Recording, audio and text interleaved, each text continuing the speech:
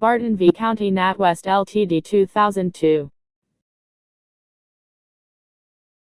Mr. Barton and others were the officers of the company, which borrowed £2 from the plaintiffs, County Natwest Ltd., in order to acquire leisure complex and nightclub in Cornwall. The loan was secured, inter alia, by the liability guarantees given by Mr. Barton and others.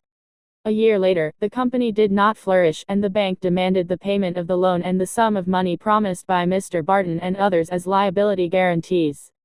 After the guarantors failed to pay the bank brought an action against them. However, the guarantors counterclaimed, alleging that they only entered into the contract with reliance upon the representations made by bank employees. The representations, they claimed, were untrue, negligent and fraudulent even in some cases. On an appeal by Mr. Barton, the appellants contended that there was a rebuttable presumption arising from the misrepresentation made by the bank which first instance court failed to consider. Was there a rebuttable presumption arising from misrepresentations? What does the bank need to prove to rebut the presumption if existent? Alternatively, is inducement question of fact, which needs to be decided only based on evidence? Did the appellants rely upon the misrepresentations?